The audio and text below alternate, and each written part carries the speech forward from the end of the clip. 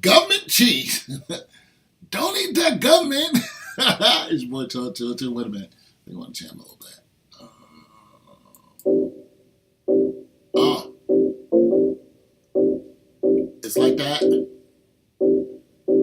Okay. Uh,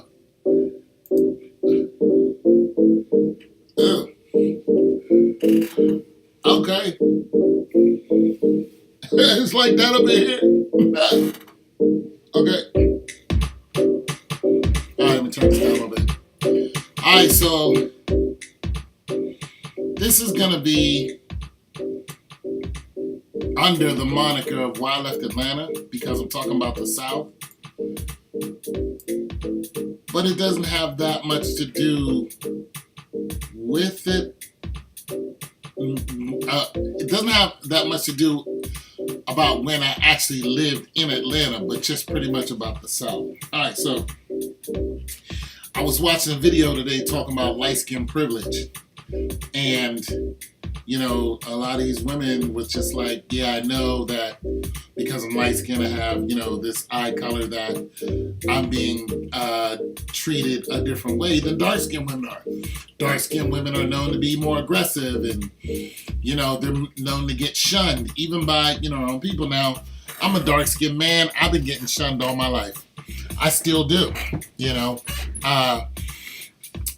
And I used to be called all kind of names by people who were just as dark as me, living in the same hood as me. You know, pretty much my next door neighbor. I'm just like, you live in the same roach infested apartment complexes as I do. You on welfare just like me and black as I am. Like, get get all the way out of here. It's just a mentality that we have. But those women, well, I'm glad they were saying what they were saying because it's very true. And they recognize the privilege of being light-skinned. Okay.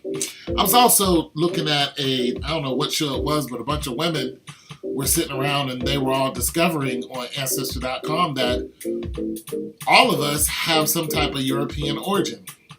The majority of us black, but at one time during the 400 years of slavery, there was a, white master who made it with somebody in our family. So there's that, and that's highly possible. So I want to bring all of that up to when I went to college in the South. The first school that I went to was Talladega College. I ended up going to 5 schools before I got my degree, but that's because I kept moving and I had a little baby and, I had to do things to try to feed the baby and all this other stuff. And nonetheless, so I went to Talladega College. Basically, I got out of the military, wasn't doing much. By the time I hit 26, I just wasn't doing much but working. And I was like, I want to go to an all-black college. Met somebody in Ohio where I live, and she was like, I went to Talladega, give them a call. So I called them, and basically, they wanted me to come down and visit them. And I told them, pretty much I was looking for some type of scholarship, some kind of help. They were like, well, for what? And then I said, I can run the mile in under 5 minutes.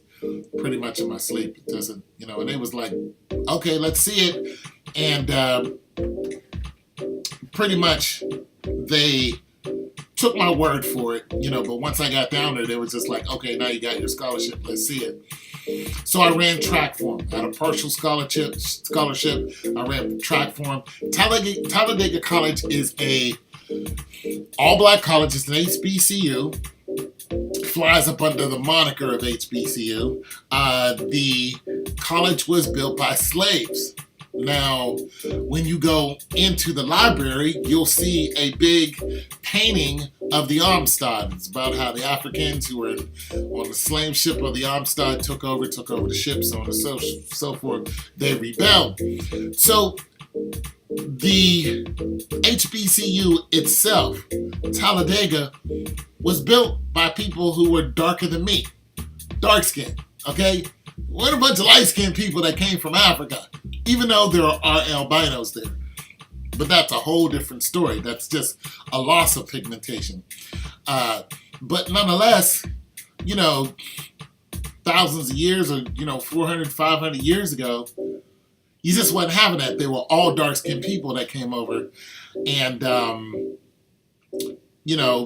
those people helped build Talladega and other HBCUs. Now, Talladega gets government stipends for being a private school that's built by slaves. So they get money for, being that school, that type of school. They get money for that, for the government. And when I was there, they told me that at one time, they would not have allowed dark-skinned people to go to that school.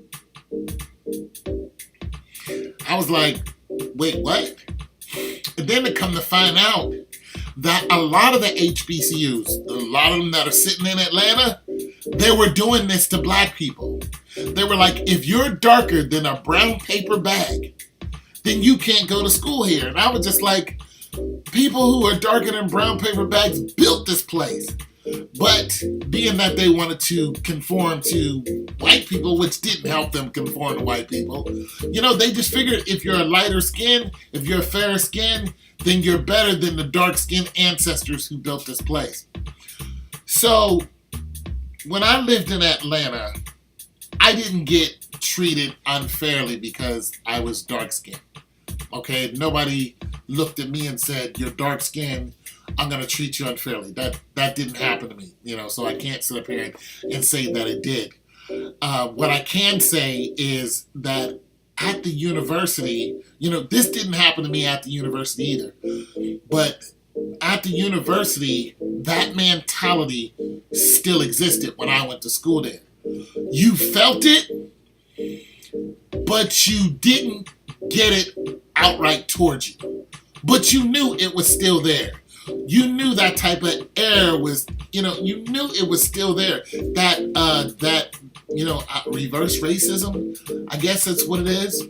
Now, in southern cities, or in the southern part of the country, I guess, I've lived in Alabama, I've lived in Atlanta, and that's pretty much it. Can I say that this type of thing happens? Yes, it does. Very much so. Did I experience a lot of it from black people? No, I did not. But we know that it happens. We know that it's notorious, but what's really scary is a lot of it is being taught to you at the universities. That's the scary part. It's not like people on the street are... Let me say this. The people in my block where I live, when I grew up in Bradley, Pennsylvania, they beat you down for being dark-skinned. They favored you for being light-skinned. It is what it is. 10 years later, I'm going to a university in the South, and I hear this story, and I'm like, okay, this is where a lot of this is coming from. You know what I'm saying? But does it still exist in these schools? Does it exist today? Is that type of thing? I don't know. I don't go to school down in the South. But I can say this, that it does, it's still a thing that exists among black people. Not necessarily just in the South, but it still exists amongst black people. Now, some of you are going to be like, yes, it's true, and some of you are going to be like, no, it's not. For you who are dark-skinned and have never experienced this, Godspeed to you. But I am black and I've experienced this all my life from black people. Not even a shade lighter than me. And that's all over the country. But I can say this, when I was in Atlanta, I didn't get this from anyone in Atlanta.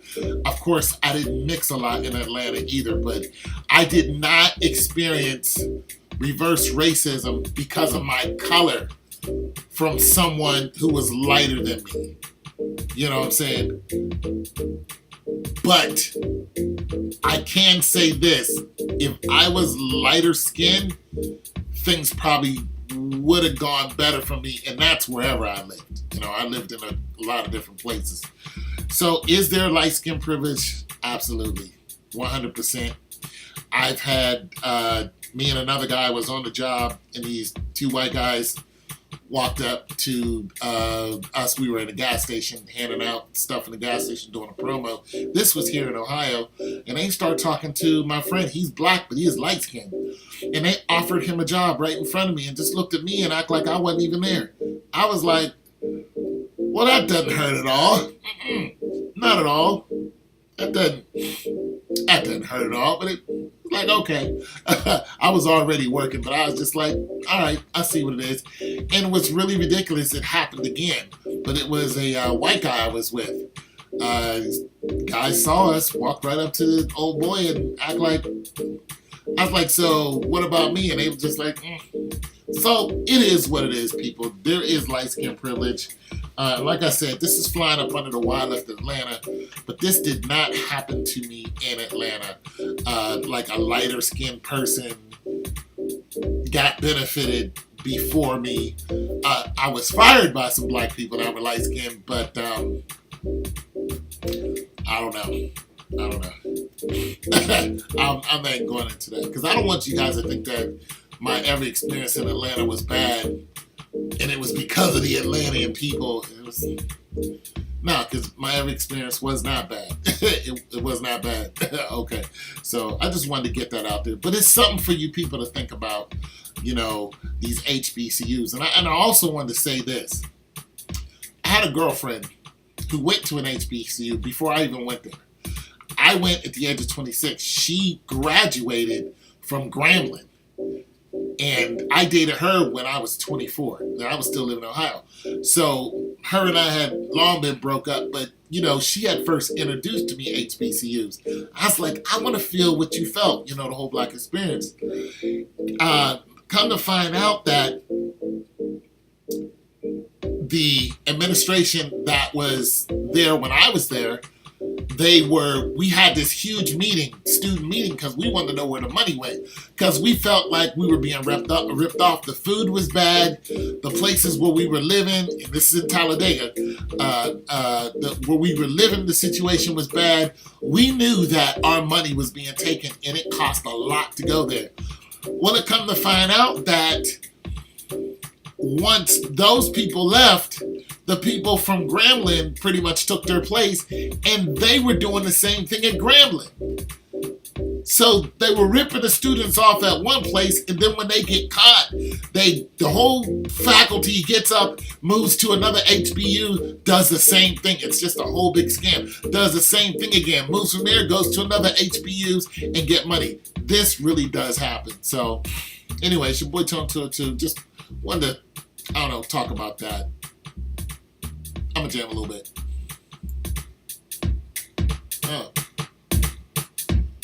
You guys should go and visit Atlanta.